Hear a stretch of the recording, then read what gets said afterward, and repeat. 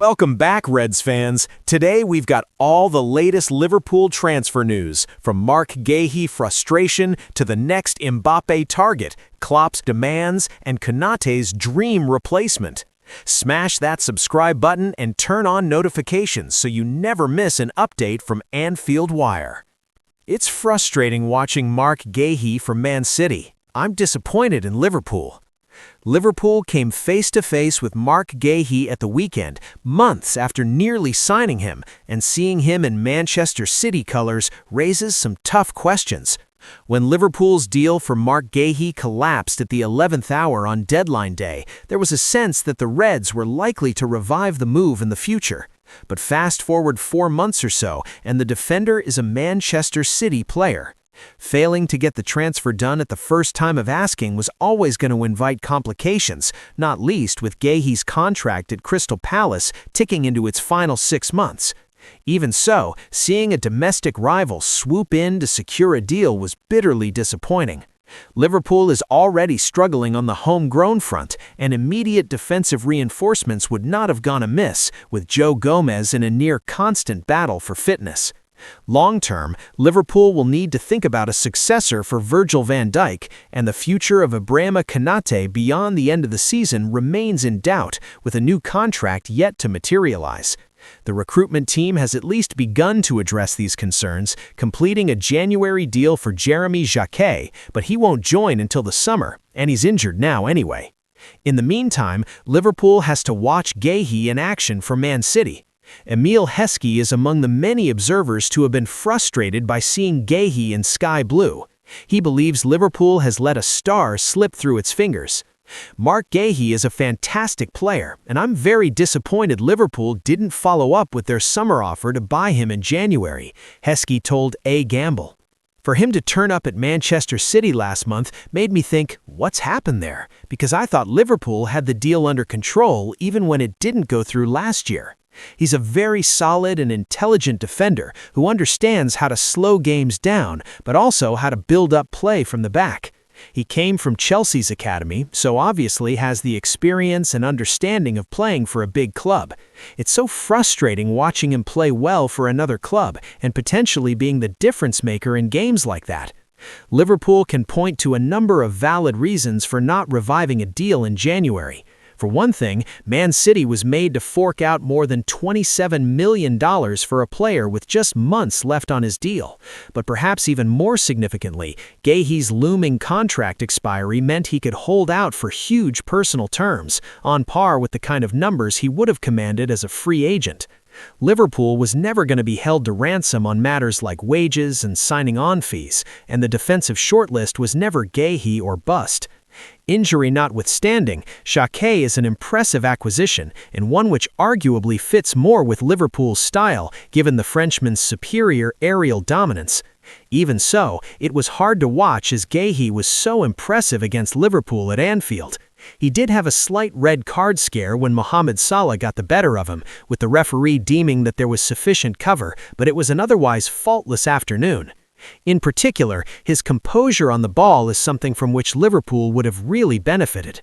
Van Dijk remains as cool as ever in possession, but teams often just let Konaté have it, gambling that he won't be able to make anything happen. That's certainly a far cry from the halcyon days of Joel Matip, and as long as Liverpool's defensive unit still requires work, people will continue to glance over at Man City and wonder what might have been with Guehi. Liverpool transfer news as the next Kylian Mbappé wanted amid Christian Pulisic wait. Liverpool transfer news as the Reds are reportedly eyeing up the next Kylian Mbappé, while Christian Pulisic could be an option as the AC Milan star waits for an offer. Liverpool will be hoping it isn't made to regret not bringing in any new signings during the January transfer window.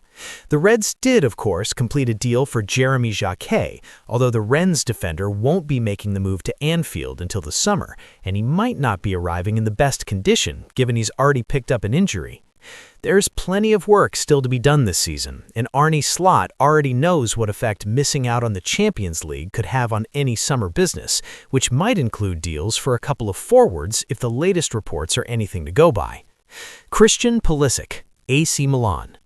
Liverpool is interested in Christian Pulisic, with the AC Milan star still waiting for a new contract over in Italy, according to Tutto Mercato Web. The USMNT winger is said to have been expecting an offer already this season, although Milan has not made any formal proposal. Pulisic's current deal expires in 2027, although Milan does have the option of another year.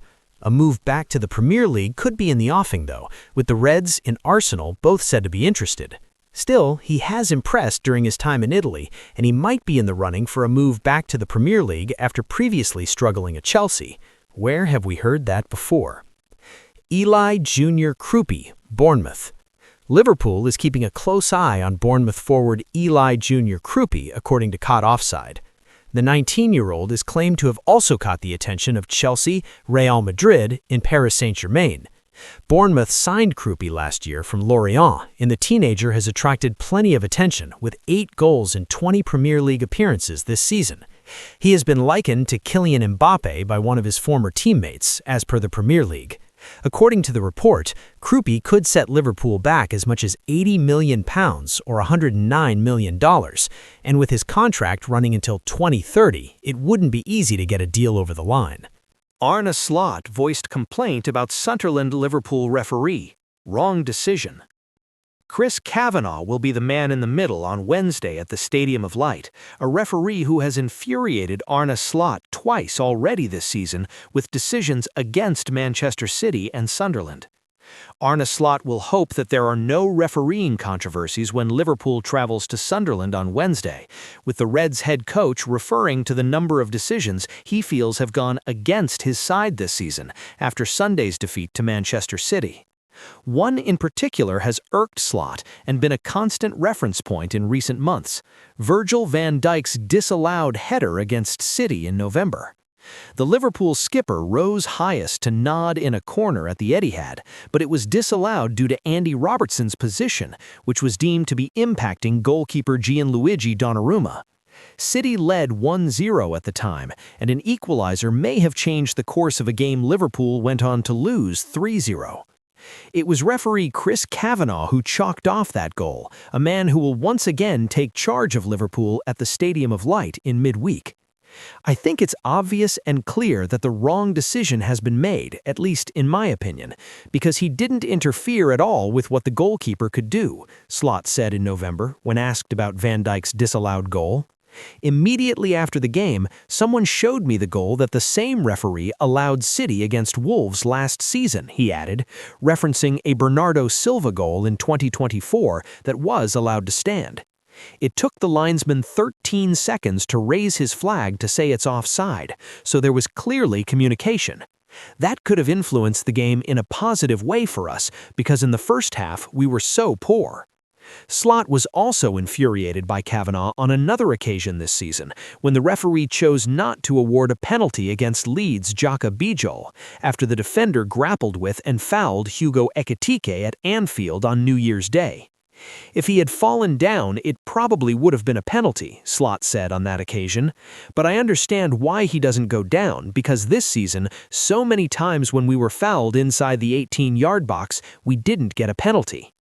Kavanagh also took charge of Liverpool's defeats to Crystal Palace in the Premier League and Community Shield, respectively, earlier this season, plus the Reds' victory over Arsenal in August.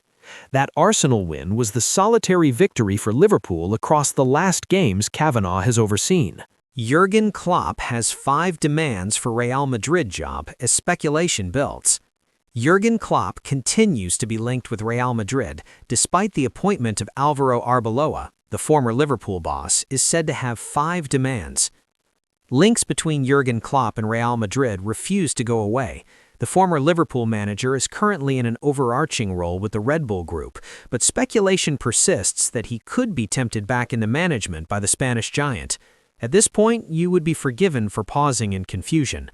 Wasn't another Anfield alumnus, Álvaro Arbeloa, appointed at the Bernabeu mere weeks ago?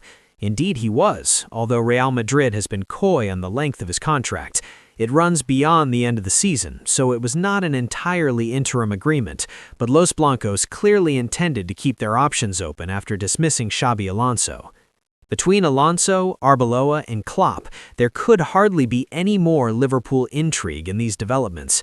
Throw in the fact that Alonso is in contention to replace Arne Slot if results do not improve at Anfield, and the two clubs are more intertwined than ever. And yet, despite all of these links, it would still be a huge surprise to see Klopp rock up at the Bernabeu. For one thing, he gave the impression upon leaving Liverpool that he might never manage another club again. Of course, there was always some skepticism about that. Pep Guardiola was among the most emphatic in predicting that Klopp would return to management. But making that return at Real Madrid feels distinctly unlike Klopp. Having got fed up with the constant pressure, expectation, and commitments, would he really walk into the biggest circus on earth? According to Defensa Central, he would do so if 5 demands are met. The first, perhaps surprisingly, relates to Endrick, who is currently out on loan at Lyon. Liverpool was tentatively linked with Endrick under Klopp, so perhaps he is an admirer of the Brazilian. It's claimed that he would want the attacker to be recalled to the first-team setup if he were to take the reins. The other 4 demands are all tied to transfers. Again, that doesn't exactly scream Klopp, but there you are. Firstly, he wants 2 new center-backs. His old club, Liverpool, could certainly sympathize with that, although it has snagged Jeremy Jackett recently. It's not stated exactly who Klopp wants, but Jacobo Ramon is mentioned as a potential target at Real Madrid, as is perennially Liverpool-linked Nico Schlotterbeck. And Klopp is also said to want 2 new transfers in midfield. That would be an irony, given that Real Madrid's current group is a who's who of former Liverpool targets. Klopp would have loved Aurelien Tchouameni at Liverpool, and of course Jude Bellingham. Federico Valverde and Eduardo Camavinga have both been linked to Anfield in the past too. But his apparent desire for midfield acquisitions could put Liverpool and Real Madrid on yet another collision course. Adam Wharton is a possible transfer target. In truth, even if all of this gets done, it still seems unlikely that Klopp will return to the touchline as the next manager of Real Madrid. But Florentino Perez does usually get what he wants, so if he set his sights on the Liverpool legend, we will just have to watch this space. Liverpool's dream Ibrahima Konaté replacement is ready. Liverpool are set to face an enormous decision later this year as they deal with Ibrahima Konaté. The French center-back's contract expires in the summer, and reports aren't exactly suggesting a new one is imminent. As things stand, Konaté will leave the club on a free transfer.